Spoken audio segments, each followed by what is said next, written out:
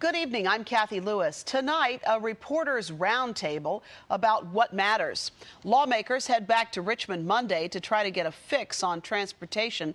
We'll outline the prospects and major development stories on the south side and on the peninsula. In Norfolk, there is the big hole in the ground where Granby Tower was supposed to be. It was supposed to be a 34-story condo complex that was to have been the crown jewel of the Norfolk skyline until financing fell short. And then on the peninsula in Hampton, there's Fort Monroe. That's beginning to take shape. The future of that fort is, but not without the vigilant involvement of a citizens group that has found its voice. Lisa Godley takes a look at the history of both projects.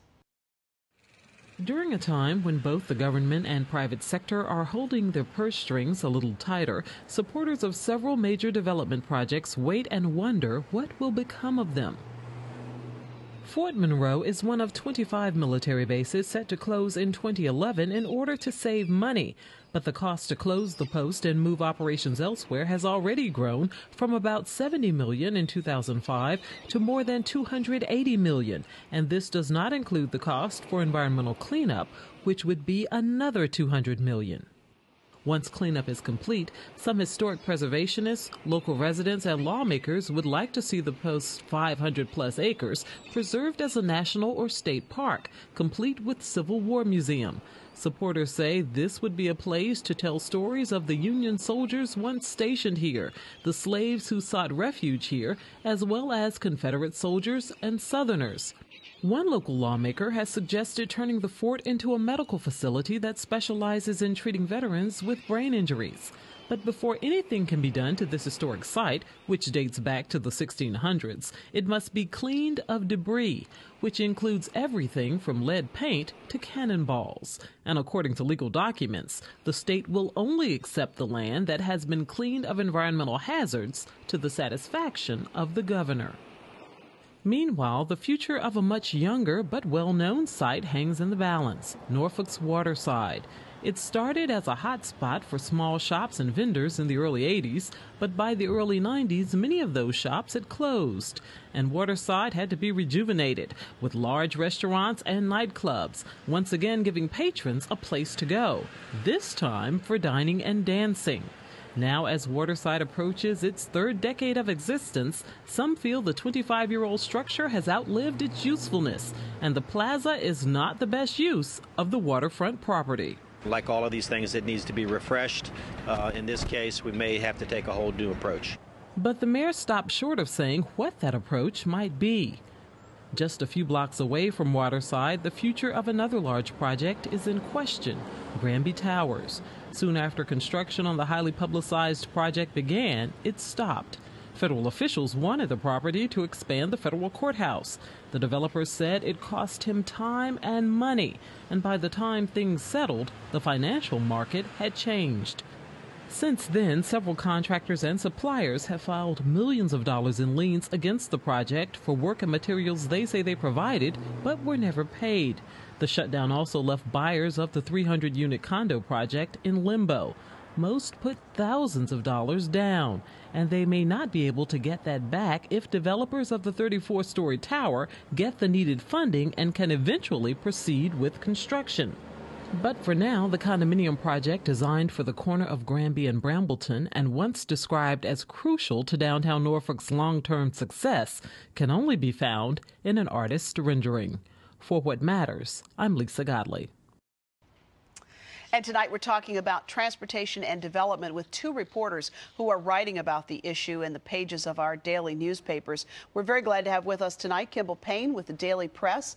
He's been reporting there for several years now, and Harry Minium covers the city of Norfolk for the Virginian-Pilot. Good to have you both with us tonight. Thanks for being here. Thank you. Harry, let's start out with Granby Tower.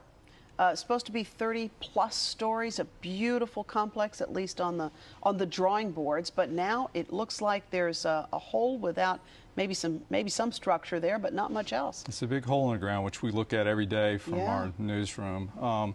He lost his financing in the midst of the meltdown of the markets, I guess, about 8 or 9 months ago. And I'm talking about Buddy Gadams, the developer, and he has been, in the meantime, been working very hard to obtain new financing.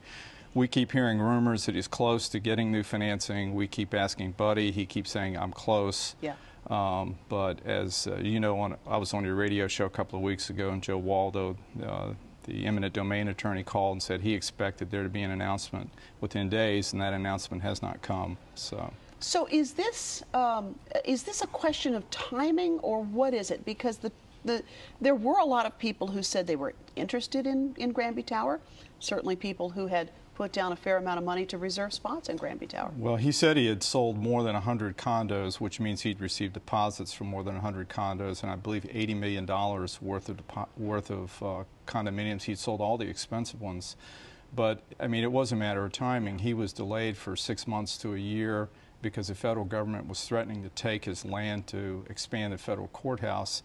And by the time he got all of his ducks in a row, the financial markets were in a shamble. The housing boom had turned into a housing bust. We'd suddenly realized there was an oversupply of condominiums everywhere, and he just got caught up in the market. And the Daily Press is certainly covering some issues on the peninsula around development as well. We were just talking about a similar sort of condo office complex on that footprint that was once Coliseum Mall. It's a huge footprint. It's a massive footprint. Yeah, it's right there at the intersection of Interstate 64, Mercury Boulevard, and that project's going ahead. I mean, they haven't had any problems with that one, but there have been similar fluctuations over on the peninsula. You see, projects being delayed, an 18-story condominium project in the city center in Newport News being delayed. They just slammed the brakes on it. So, I mean, they're all suffering. They're all going to the same lenders trying to get financing, and it's just not the right time. And as you think about, when we talk about development on the peninsula, certainly so many people have had their eye on Fort Monroe and the future of that historic site. The citizens of Fort Monroe National Park had been very active in requesting a look-see and by the Park Service to say, hey, is this something we even have a shot at getting on the Park Service list? What can you tell us about the results of that study and what the next steps might be? Well, the study, I mean, the Park Service basically came back and said that, that they don't have the money to take a place like Fort Monroe in, and Fort Monroe is 570 acres, or excuse me, yeah, 570 acres. So I mean, it's a massive undertaking. And they said that even the moated fort, which is the most historic portion of Monroe, probably couldn't be worked into the Park Service just because of budget constraints. But at the same time, they identified just the historic nature, and I think everyone, even the folks that are advocating a national park, they're not anti-development. They want to see the right development, which I think is a nuanced position, which is sometimes difficult to communicate, but it's an important one where they want to see something sustainable, something that brings in revenue, bed and breakfast, expanding the marina. I mean, it's really got unbelievable potential to, it's waterfront property, and it's an island with... At 360 degrees of beauty, no question about it. That's right. And as you think about this group, we defined it earlier in the program as a group that has sort of found its voice. And I think if you were to look at that as a sort of a citizen movement, you'd have to acknowledge that's been pretty impressive in terms of the impact that group has had on the process, something that started very, very small. Well, yeah, and I was covering the city of Hampton at the time for the Daily Press, so I was, very familiar with those folks, and they kind of came together around a meeting, didn't even really know each other, kind of bumped together, and I think what they've done is change the conversation. We don't know what the outcome's going to be. Fort Monroe is certainly up for grabs. I mean, there's a tremendous amount of potential. There's a tremendous amount of problems, ordinance, all sorts of things that have to be cleaned up. But what those folks have really done is taken it from how can we make some money here to keep it going to, all right, history first, open first, then how we can make some money. And I think that's important because you look at keeping the base open, the beachland, the wetlands at the northern end, the history of the moated fort. I mean, this was a base dating back to the 1607, 1609. Folks realized the importance of Old Point Comfort and its strategic importance. And, it's still strategic, and it's still got a beautiful view, and but what those folks have done is managed to turn it to say, history and open space first. Well, speaking of strategic and open view, you have to say that about Waterside as well, in the sense that Waterside, certainly another development that was all the rage back when it was opened in the early 80s, now having a bit of a struggle, and of course the city's had to step in and take over some of the financing of that. Well, you have to remember what downtown was like when Waterside opened. I mean, there was no shopping down there. There were very few places to actually go have a decent lunch downtown. The waterfront area was some abandoned warehouses, you know, just parking lots. And so Waterside really was a catalyst for all the change that's happened since. Then you had MacArthur Mall open, Right. which they had to recast Waterside as an entertainment center. And in the 10 years since, Granby Street has become an entertainment center, so now Waterside is a bit redundant. And sales are down a little. It's still 94% leased, but the 6% that is not leased is right in the center court area. It's a food court area. It's the most visible part of Waterside. It needs some repairs. The city's spending more than $1 million a year, which they say they were getting back in taxes. But the city council, I believe there's a consensus that something needs to be done. They're going to talk about it at their retreat this fall. I suspect there will be some focus groups and some public hearings on the Waterside to try and determine what to do there. The one thing I keep hearing from residents, not only of Norfolk but all over Hampton Roads, is you can't turn that into a private. It has to remain public. It has to remain open. People have to be able to walk on the waterfront down there. It should remain open to the public. Because it has been for 20-some years, and yes, it really it has been quite a gathering place. So you sense that that's something people are pretty serious about. Yes. And it's interesting, too, to think about a downtown community. You would need something like that downtown in terms of the numbers of folks moving downtown. There really aren't a lot of other options. There aren't, and there are still a lot of folk moving downtown, even though Granby Tower appears to be in jeopardy. If you include 21st Street in the downtown quarter, there are about 800 apartments under construction downtown. An office, 22-story Wachovia Center office building, 23-story Westin Hotel will soon be going up. There are a couple of other hotels. So a lot is happening downtown in spite of an economy that's in apparent recession. Boy, you know, that's the truth. I happen to have been in Orlando recently, and I don't see these signs here in this community, but we were seeing signs down there that you said things like pre-foreclosure, about to foreclose, will make a deal. And it just really puts you in touch with the idea that this area, while it may not enjoy the great boom times of some economic upturns, it certainly doesn't struggle and suffer as much in the downturns as, you know, as we might think. Kimball Payne, you've been doing a lot of coverage on transportation issues recently.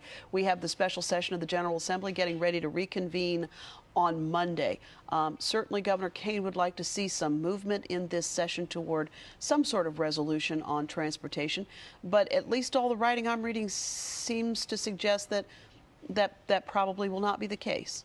Well, you never know, and I've said it before. Trying to predict the General Assembly is a very difficult task. So you've got to take what you hear in the public beforehand, as you know, certainly positioning from both sides.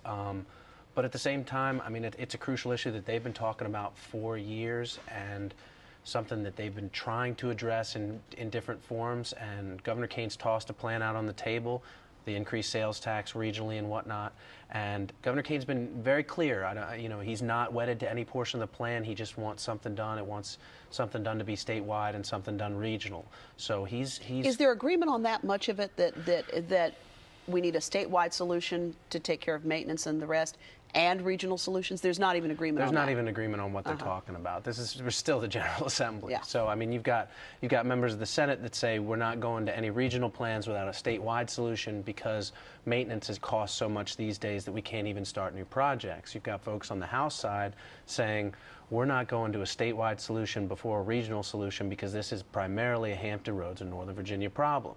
I think what you're going to see is a whole lot of plans. You're going to see a lot of aggressiveness from folks from Northern Virginia, whether they're in the Senate or whether they're in the House, because that's where the desperation is. Right. I mean, we have a traffic problem in Hampton Roads. I go through the bridge tunnel every day.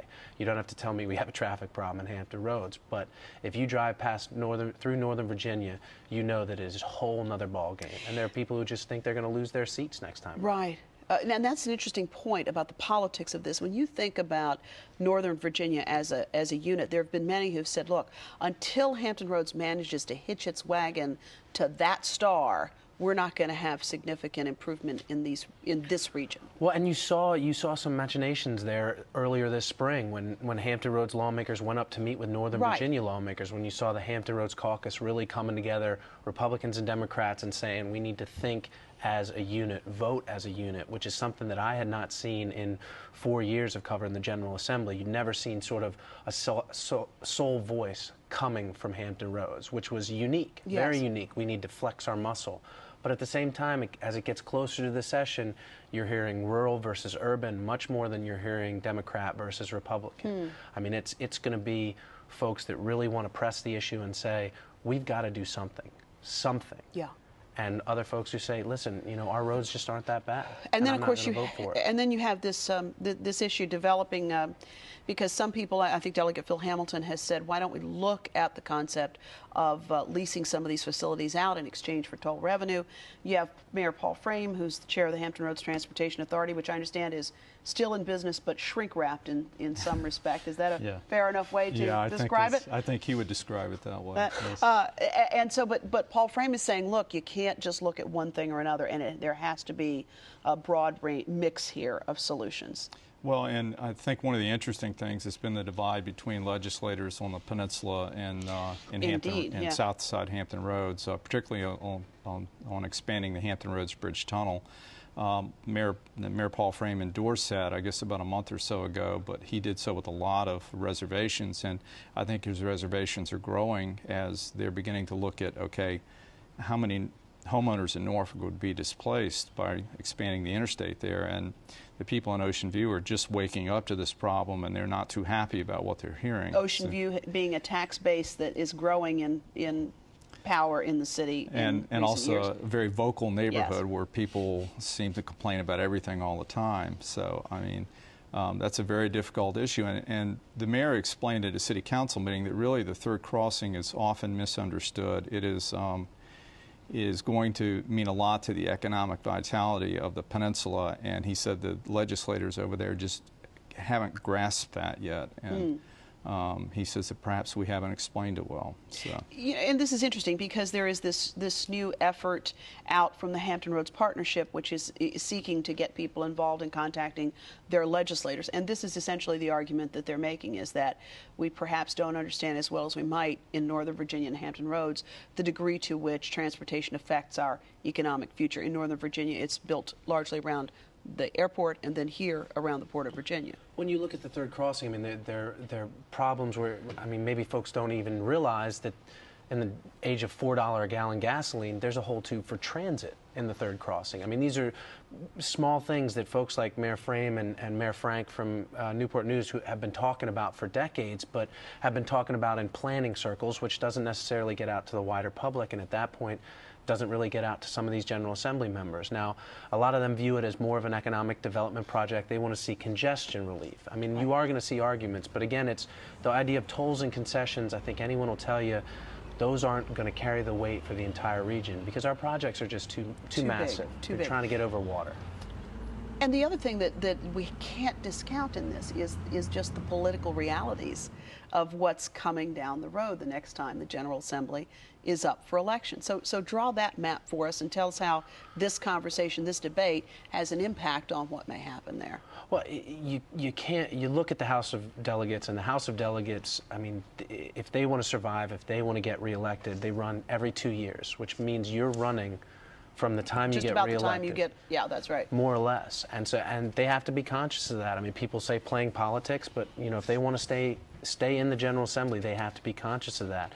At the same time, Republicans, you know, have seen their numbers chip down in the House of Delegates, and they've seen the Democrats take over the state Senate. So they're concerned. They don't want to suddenly vote for a tax increase and then find themselves in the minority in both houses, especially with 2011 redistricting coming around, where the state gets together and redraws the boundaries of the map, and they can just redraw you right out of the General Assembly.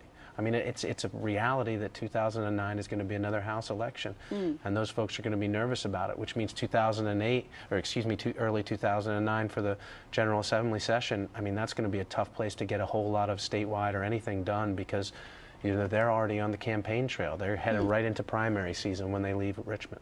Harry, what are you hearing about these political realities? Well, I think one political reality that Kimball and I were talking about beforehand is that a number of the Republicans who were defeated in the last election voted for the transportation plan, including Nick Raris in Norfolk and the Eastern Shore, who was hammered by his opponent for some of his stands on transportation. I mean, Nick was elected as an anti-tax, very conservative Republican, compromised with the governor and was defeated. That lesson has not been lost on the Republicans. I mean, they lost the state Senate, and I think a lot of them blame the fact that they accommodated the governor on this issue. And I think that is not something that has been very high profile, but I know that they're thinking about that. When they're getting it from both sides, because you see Democrats coming after folks for their votes on last year's transportation plan that went the way of the abuser fees and the Supreme Court decision, but you're also seeing folks like Marty Williams on the peninsula who got cut out in a primary by a Republican. I mean, he is, so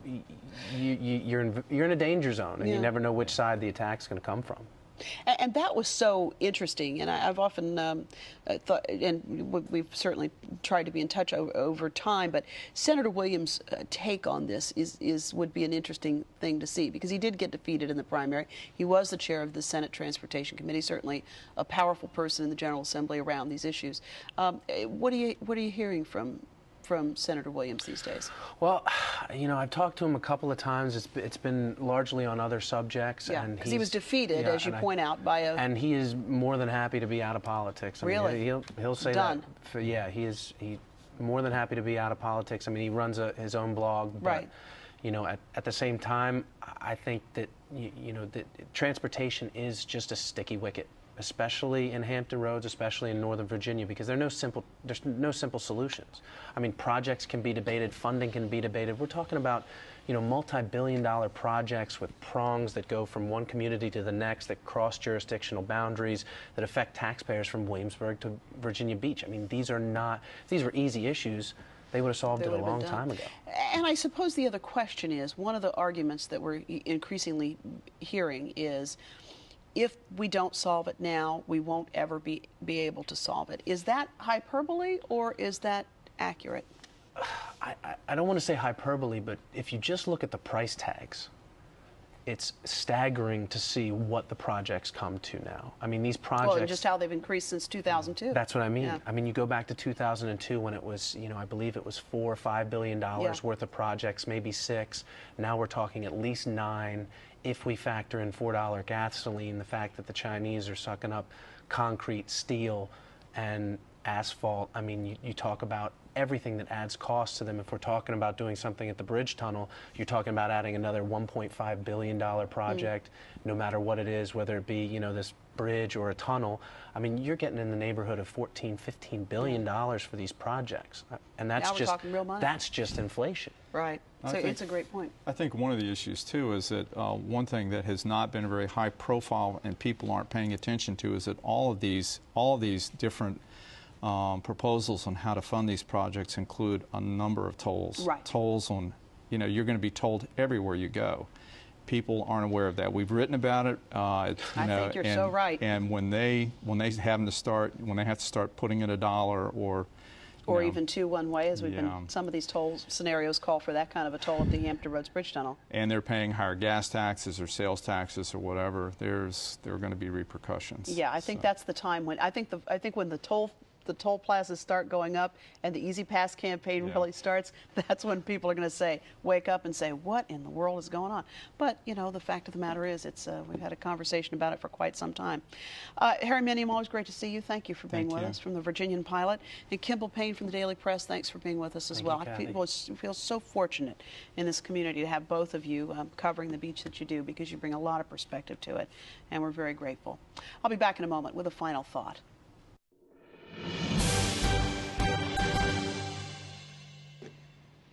That crunchy noise you hear is the sound of heels being dug in Richmond. Used to be there were essentially 2 takes on transportation: bake a bigger pie with tax increases, or the pie's big enough, you just have to slice it thinner. Now comes Delegate Phil Hamilton with a twist on the good old public-private partnership. It's called concessions. Lease an asset, like the Hampton Roads Bridge Tunnel, to a private company. The company plunks down a big signing bonus in exchange for the tolls from the facility for a certain period of time. That signing bonus might be big enough to put a big dent on those 6 projects that have been on the drawing boards for so long. And no doubt about it, as we just noted, those tolls could be big enough to get your attention. One estimate says they might be $2 each way, at the Hampton Roads Bridge Tunnel. Wow. At the end of the day, though, we will likely wind up with some sort of combination of tolls and public-private partnerships to get the job done. But it's a shame we can't at least have a conversation, a talk about the gas tax, considering that we have one of the lowest in the country, ripe for the picking as taxes go. But with gas hovering around $4 a gallon, we're not going there. And if we don't get some sort of funding package soon, we probably won't be going much of anywhere. We'd like to know what you're thinking about transportation and how you think we ought to tackle it. What do you think about Granby Tower and Fort Monroe? Email us at whatmatters@whro.org. You can also log on to our nifty new website at whatmatters.tv. You can dial us up at 889-9437, or you can drop us a line at WHRO 5200 Hampton Boulevard, Norfolk, Virginia 23508. And any of those places is also a great way to let us know what stories you'd like to see us cover on this broadcast. We always like to hear from you. Thanks for joining us. We'll see you next week for a preview of hurricane season in Virginia. Your friends at WHRO are actually playing a pretty significant role in keeping you informed under a new plan that's being rolled out by the Commonwealth. We'll have all the details right here next week. Thanks for watching.